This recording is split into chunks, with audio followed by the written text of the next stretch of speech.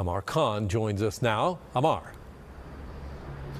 Alan, up to 10 centimeters of snow expected across the GTA according to Environment Canada.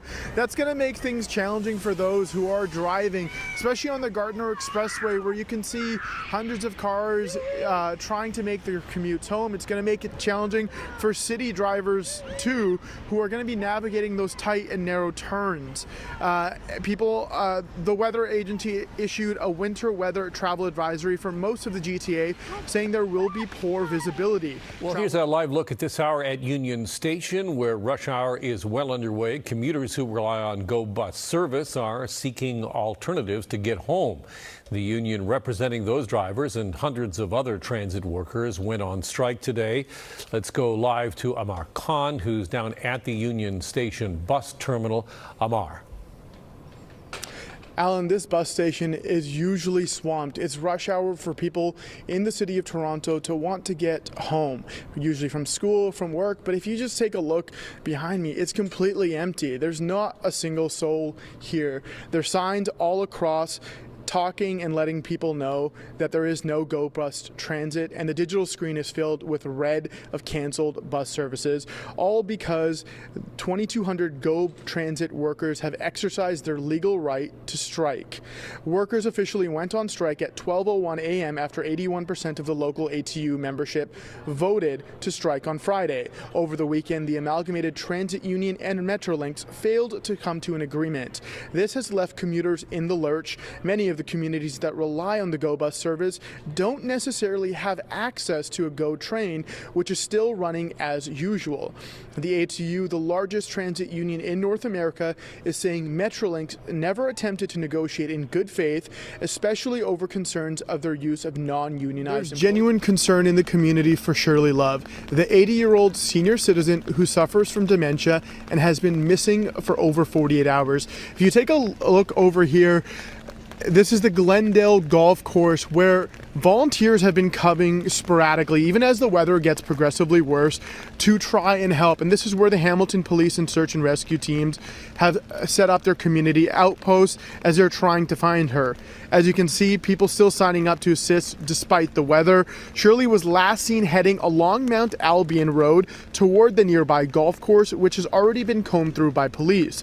The search area has been expanded and members of the public have joined in to support police efforts. They're checking forests, train tracks, and other uncommon areas in hopes of finding Shirley. Police are sending volunteers to different areas, as they've told us, and her family believes that she's still out there and safe, and say they are blown away by the community support. Ahmar Khan joins us outside of Novotel Hotel on the Esplanade this morning. Ahmar, good morning to you. I'm wondering what's happening there this morning, and if you could break down exactly what happened there last night.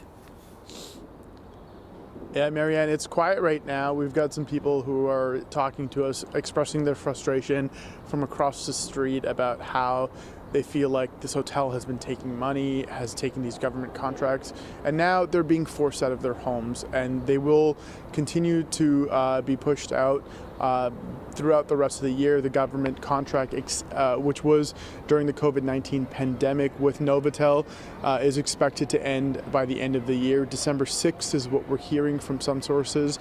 But last night it was tense scenes, a standoff between demonstrators and officers about these evictions, and especially about one particular eviction where a woman who was forced out, was living here, who was handcuffed and dragged out by Toronto Police Service just a week ago.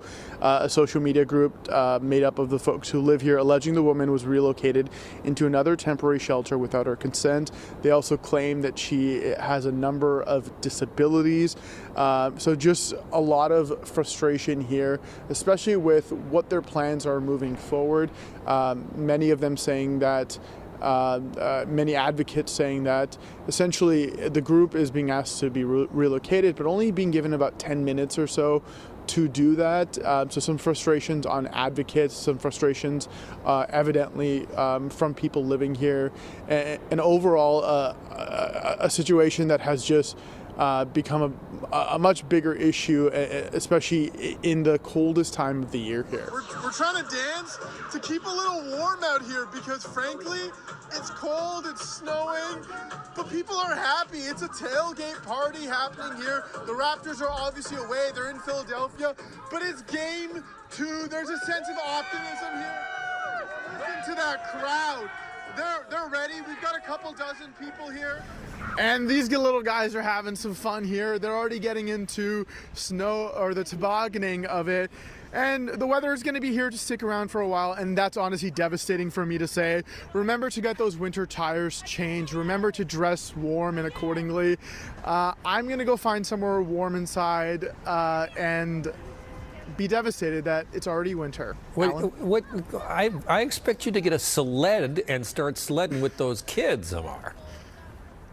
We're wired up, or else I would have done it. Tune in tomorrow and we might. Tune in tomorrow. All right, fair enough. Thank you.